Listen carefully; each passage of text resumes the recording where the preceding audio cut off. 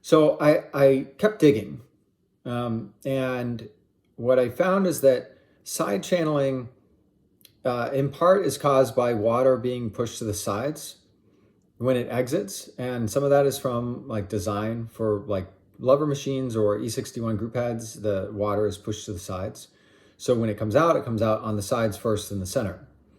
What also happens is heat comes through, and I hadn't really considered that heat was flowing through the puck, not just water, and it didn't happen at the same time as water necessarily. So when you heat the sides of the basket, heat will travel through the sides of the basket before the coffee, because the basket conducts heat better than coffee does. And that has this effect on side channeling because the coffee on the sides of the basket are at a higher temperature, which means they will extract faster than the coffee in the middle. So even if the water was coming down from the top of the shower screen in perfectly even across the whole puck spatially, heat is not absorbed that way. So I took a thermal camera and just sat a puck in there and watched as the sides heated up much faster, and it took a while for the center to really heat up. So this is telling me that really something had to change, something else had to change. And I'd been looking at my lever machine, and on my lever machine, there's the steam comes out first very quickly, and then water comes out. And in this picture, I also have the water coming straight out, and that's not really true. The water shoots out towards the sides more than the center. So I started to reconsider, what if I modify the shower screen? What if I don't use a paper filter at all? Because the paper filter is trying to solve a problem that exists in the shower screen. And I had some tinfoil. I had not very strong tinfoil. So I went through some iterations, and eventually I ended up with heavy duty tinfoil, which is much more adapt to this cause of prototyping. But this tinfoil, it was hard to cut. In fact, I didn't cut it. I use a sewing needle or a sewing pin to poke holes, and then gently tear the perforated aluminum foil. And it's easy to have a tear, and if there's a tear, the water pressure is such that it just blows it out. So I started with aluminum foil on top of pucks. So I put this in on the puck, and then I'd use the tamper to make sure it's tamp, and then I put it in. I also tried some funky designs. So I said, what if I try a paper star? What the paper star was doing. So I made a little star pattern. And the problem here is on the points, it would rip because the water was coming through. So while having a star would be interesting, having a circle is much more sturdy. So I kept the circular design. I modified the width a bit to better understand what's optimal, and my extractions went up without using a paper filter on top with the star design. Additionally, I had previously made a divot into the puck, so it like a crater in all my puck prep to try to avoid this donut that's caused by side channeling, and I stopped doing that once I went to this modification for the shower screen. I was previously doing it for the paper star because it still needed help. But that process made the sides of the coffee on the basket denser than in the center.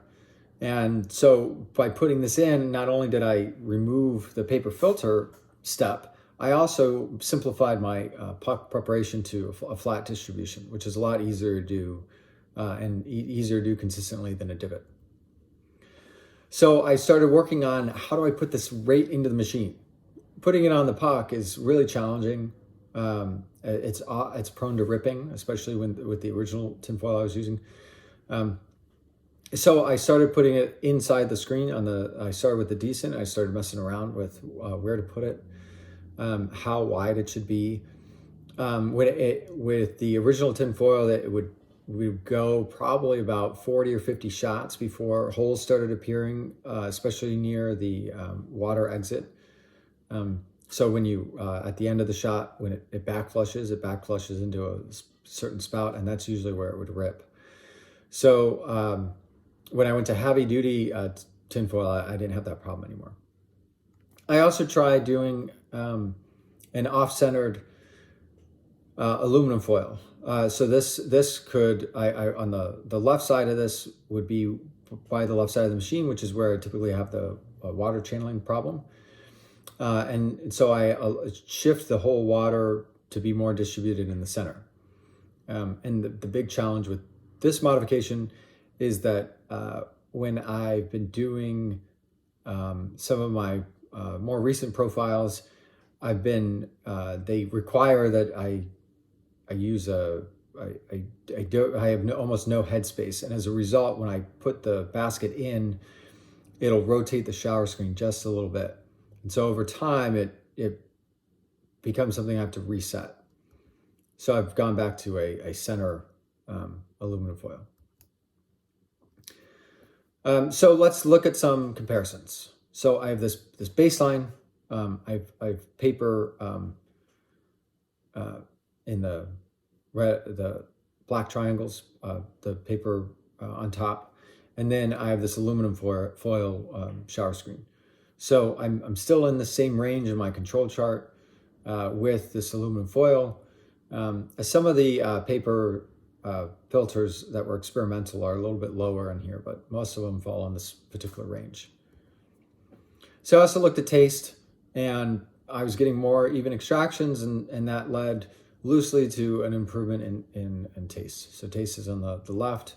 It's based on a taste panel I have that you can check out one of my links to where I describe it. And it's just a way for me to have something to talk about taste. Now, that may not work for everybody, but if you have a more evenly extracted coffee in the same volume, in theory, the taste should be better. And there's generally loose correlation between taste and extraction yield. So I just wanted to present this as a general statistic of how I got here and what I ultimately aim for, which is that shower screens are designed to go all the way to the edge. And I don't think they should be. I think they should be restrictive, because when the water comes out, the water will push out to the edge, especially if there's less headspace. The water will take the shortest path, which is across the top of the puck to the sides of the puck. And as a result, that's also where the heat goes. So I think this is a great area that we can investigate as a community, and we can improve espresso, especially because the end result of side channeling usually is not seen. You know, I see donuts in my shots because I use low profiles or pressure pulsing, or I do things to where I can see what's inside that coffee cone. But at what point that you're putting, 6, 7, or 8, 9 bars of pressure on the coffee, it forms a cone. And once the cone forms, you don't know what's going on inside. And all you can measure is that extraction yield at the end of the day to tell you what's going on. So I think what's going on is nothing's extracting in the center. And that's why I'm going to keep doing this for my own shots. I've modified all my machines. This has worked on my lever machine, my decent espresso machine.